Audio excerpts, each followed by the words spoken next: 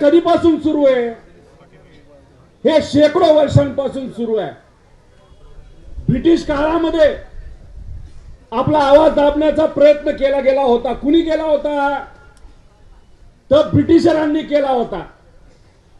पण त्यानंतर म्हणजे आपल्या सर्वांच्या आधीचे पूर्वज जे होते, आपल्या आधीची जी पिढी होती, आपल्या परिवाराचा स्वतःचा विचार न करता या देशाला स्वतंत्र मिळावं यासाठी त्यांनी रक्त सांडलं. आपल्याला स्वतंत्रता त्या ठिकाणी मिळाली आणि ज्या दिवशीपासून स्वतंत्रता आपल्याला मिळाली आजपर्यंत आपला हक्क कुणी काढून घेतलाय का? कुणी काढून घेतलाय का? हा हक्क आपल्याला संविधानाने दिलेला आहे. विश्वरत्न डॉक्टर बाबासाहेब आंबेडकरांनी जे संविधान आपल्या सर्वांना दिलेला तो आपला सर्वांचा हक्क आहे. कुणी नाही काढू शकत हक्क आपल्याकडनं. पण हे सरकार आपलाच हक्क आपल्याकडनं काढून घेते. उद्या समजा जर तुम्हाला कुठली अडचण आली, समजा कोकणामध्ये एखादा असा प्रोजेक्ट आला जो तुम्हाला नकोय, उद्या तुमच्या जमिनी जर सरकार असंच घेऊन टाकते, स्वस्तात घेते आणि तुम्हाला आंदोलन करायचं असेल, तो हक्क तो अधिकार तुम्हाला राहणार नाही. जर एखादा शेतकरी नाही तर काही शेतकरी असतील जे सोयाबीनसाठी भांडतात, कपाशीला चांगला भाव मिळावा यासाठी भांडतात, त्याच्याच बरोबर आता अतिवृष्टी झाली, 1,60,000 हेक्टर पाण्याखाली गेली पिकं. कोणाची गेली? शेतकऱ्याची. श्रीमंताची गेली का? आणि मग अजून पर्यंत किती वेळा आम्ही आवाज मांडून सुद्धा हे सरकार ऐकत नसेल आणि उद्या जर या शेतकऱ्यांना वाटलं आमच्या सगळ्यांच्या हक्कासाठी या सरकारकडनं एखादी योजना नाही तर मदत जर आम्हाला मागायची असेल, आम्हाला आंदोलन जर करायचं असेल, तर आजपर्यंत ते आंदोलन आपल्याला करता येत होतं. पण हा कायदा आल्यानंतर ते आंदोलन आपल्याला करता येणार नाही. जी तुमची आपली सगळ्यांची मुलं आहेत, बंधू भगिनी आहेत, ज्यांच्या हातात डिग्री आता 6 लाख रुपये खर्च केला इंजिनियर बनवण्यासाठी, तुम्ही वेगवेगळ्या प्रकारच्या डिग्र्या दिल्या, पण कितीही कष्ट करून घरावर समजा जर सिमेंटचं काय माडी बांधायची असेल ती बाजूला ठेवली, पण मुलांना शिकवलं.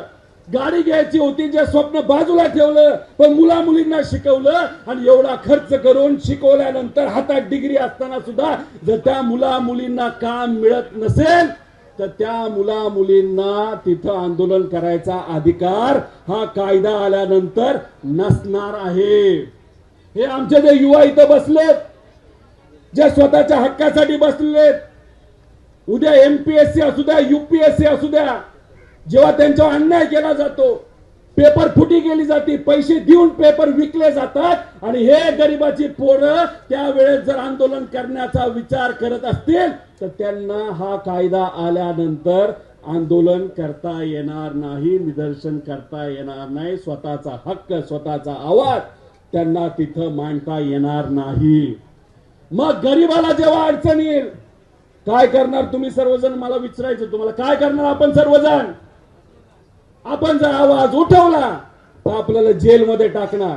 हे जे संघटना आहेत या संघटनेने जर आवाज उठवला तर हे त्यांना विचारणार आणि तुम्ही कसली संघटना, कधीपासूनची संघटना? आणि त्यांनी त्या ज्या कायद्यामध्ये तुम्ही जर तरतुदी बघितल्या नाही तर त्याच्यामध्ये ज्या पद्धतीने त्यांनी स्पष्टीकरण दिलेले, इतकं गोल गोल दिले, इतकं गोल गोल दिले, तर तुम्ही त्या पोलीस स्टेशनला गेला ना तर कुठेही गेला कसं ना कसं होईना तुमचं नाव त्याच्यामध्ये घेतलं जाणार आणि तुम्हा सगळ्यांना त्या ठिकाणी कलम टाकले जाणार आणि जेलमध्ये टाकलं जाणार आहे. मग आपला अधिकार गेल्यानंतर आपण काय करणार? काय करणार? बीड मध्ये संतोष देशमुखला न्याय मिळावं यासाठी कुणी पुढाकार घेतला?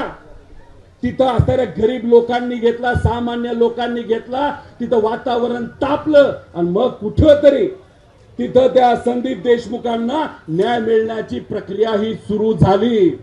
पण हा कायदा त्यावेळेस असला असता कुणी आंदोलन करू शकलं असतं का?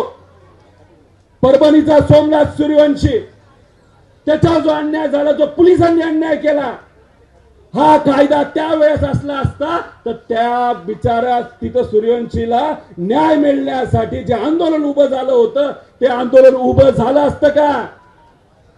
बदलापूर मध्ये एका चिमुकलीवर त्या ठिकाणी बलात्कार झाला, तिच्यावर अन्याय झाला. त्या परिसरातले सर्वसामान्य लोक किती शिक्षित अशिक्षित असो त्यांनी बसा थांबवल्या, रेल्वे थांबवल्या. त्यानंतर कुठेतरी त्या मुलीला तिथे न्याय मिळण्याची प्रक्रिया ही सुरू झाली. पण हा कायदा असता तर तुम्हाला रस्त्यावर उतरता आलं नसतं. तुम्हाला विचारलं असतं, अरे कुठल्या संघटनेचा तुम्ही, कुठून आला तुम्ही, कशासाठी लढताय, काय काढलं. आणि मग त्यावेळेस जर तुम्हाला उत्तर द्यायचं असलं असतं तर सरकार सांगेल त्या कमिटी समोर तुम्हाला जायचं, म्हणजे न्यायाधीश त्यांचाच, आणि मग आपण त्याच्याकडे जायचं न्याय मागायला. म्हणजे हा कायदा जो आहे जनसुरक्षेचा कायदा हा अतिशय भयानक कायदा आहे. तो कायदा आल्यानंतर मी तुम्हाला सर्वांना सांगतो, जे 400 खासदार आणून या देशामध्ये यांना करायचं होतं, म्हणजे संविधान बाजूला सरकवायची होती आणि एक अधिकारशाही त्या ठिकाणी आणायची होती, तर हा कायदा म्हणजे त्याचं एक पहिलं पाऊल आहे. तसं जमत नसेल तर मागून काहीतरी करण्याचा प्रयत्न हा त्या इथं असणाऱ्या लोकांनी आणि सरकारने त्या ठिकाणी केलाय. त्यामुळे तुम्ही हा जो लढा लढत आहात तो सोपा लढा नाही, तो फार मोठा लढा आहे. आणि कृपा करून विचार असा करू नका तो आजसाठी आहे, तो लढा हा पुढच्यासाठी आहे, पुढच्या पिढीसाठी आहे. हा अतिशय महत्वाचा मोठा लढा हा तुम्ही सर्वजण त्या ठिकाणी लढत आहात. आमदार म्हणून आम्ही मुद्दे मांडतो, अधिवेशनामध्ये आम्ही विचार मांडण्याचा प्रयत्न करतो, पण अधिवेशनामध्ये तिथे असणारे जे कोणी अध्यक्ष असतात ते आमचा आवाज दाबतात, बोलून देत नाहीत, आमचा माईक बंद ठेवतात आणि मग आम्हाला तिथं बोलता येत नाही. आपली मराठी मीडिया, खरं मानलं पाहिजे, मराठी मीडिया अजून सुद्धा कुठेतरी आपले मीडियाचे नाही तर पत्रकारीचे तत्व धरून आहे, आपले मुद्दे मांडतात, पण आम्हाला तिथं बोलता येत नाही, माईक बंद केलं जातं. ज्या पद्धतीने आम्हाला अधिवेशनामध्ये आमचं माईक बंद केलं जातं, हा कायदा आल्यानंतर तुम्हाला जे काय माईक नाही अधिकार दिला आहे बोलण्याचा, लढण्याचा, तो सर्व अधिकार हा आपला निघून जाणार आहे. म्हणून हा लढा अतिशय महत्वाचा आहे. आणि हा लढा लढत असताना आम्ही तर तुमच्या बरोबर आहोत, पण आम्ही नेते म्हणून तुमच्या बरोबर नाही, आम्ही कार्यकर्ते म्हणून आहोत. कारण हा लढा सगळा तुमच्या सर्वांचा आहे. आम्ही तुमच्या बरोबर आहोत कारण का आम्ही या राज्याचे, या देशाचे नागरिक आहोत. आणि हा कायदा नागरिकांसाठी आणि श्रीमंतांसाठी नाही. श्रीमंत कोणालाही कुठेही जाऊन भेटू शकतात, पण गरीबाला जर लढा लढायचा असेल, एकटा लढून चालत नाही, त्याला संघटन हे करावंच लागतं. आणि हाच कायदा आल्यानंतर तेच संघटन आपल्याला बाजूला ठेवावं लागेल. विश्वरत्न डॉक्टर बाबासाहेब आंबेडकरांनी सांगितलं होतं, आपला हक्क जर मिळवायचा असेल तर काय करायचं, संघटित व्हायचं आणि काय करायचं आणि लढायचा, संघर्ष करायचा. त्यामुळे त्यांनी दिलेला विचार हा पुढे घेऊन आपण सर्वजण चालला आहात. तुम्ही हा जो संघर्ष उभा केलेला आहात त्याच्याबरोबर आम्ही आहोतच. अधिवेशनामध्ये बोलण्याचा प्रयत्न आम्ही सर्वजण करूच. त्याच्याच बरोबर रस्त्याची लढाई लढण्याचा विचार जर तुम्ही सर्वांनी केला, जो करायलाच पाहिजे, तर नक्कीच तुमच्या बरोबर खांद्याला खांदा लावून आम्ही सर्वजण असो, असं या ठिकाणी आपल्या सर्वांना सांगतो. आहोत इथं काही लोक येतील आणि इथं नाही येणार, कोणी धाडच नाही करणार तुमच्या समोर यायचं, पण हे जे नेते गोल गोल बोलतील. काल सुद्धा आपण बघितलं असेल हिंदी सक्ती कायद्याच्या बाबतीत एक मोठा नेता या राज्याचा काय टीव्हीवर येऊन गोल गोल गोल गोल बोलत होते, पण शेवटी गोल गोल किती बोललं तर त्यांना काय करावं लागलं, काय करावं लागलं, जीआर काय करावं लागला, का करावं लागला, आम्ही विषय मांडले म्हणून नाही करावं लागला. कारण का काही नेत्यांनी ठरवलं, काही पक्षांनी ठरवलं की चला आता एकत्रित येऊया आणि अशा सर्व संघटनेने पाठबळ दिलं, पाठिंबा दिला आणि ती ताकद इतकी मोठी होणार होती, इतकी मोठी होणार होती तर मुंबई जागा पुरली नसते. पण ही ताकद कोणाची, ही तर तुमची आहे, संघटनेची ताकद आहे, संघटनेची ताकद आहे, सामान्य लोकांची ताकद आहे. आणि ही ताकद बघून 5 तारखेचा मेळावा होऊ नये म्हणून कालच त्यांना माघार घ्यावी लागली. ते कितीही गोंड शब्द वापरला तरी सरकारला तुमच्या सर्वांसमोर हार मानावी लागली. तर मी तेच तुम्हा सर्वांना सांगतोय, हा जर कायदा असला असता तर 5 तारखेला जे काय आव्हान केलं होतं आंदोलनाचं, नाही ते एकत्रित येण्याचं, ते आव्हान करता आलं नसतं. म्हणून हा कायदा अतिशय घातक आहे. त्यामुळे नाव गोंडच देतील, जसं ईडीचं नाव दिलं होतं, असे वेगवेगळे कायदे केले जातात. अहो ईडीच्या बाबतीत बोलायचं झालं ठीक आहे, भ्रष्टाचार वगैरे हे विषय ते मांडतात, 5200 तिथं ईडी कडनं कारवाई झाल्या.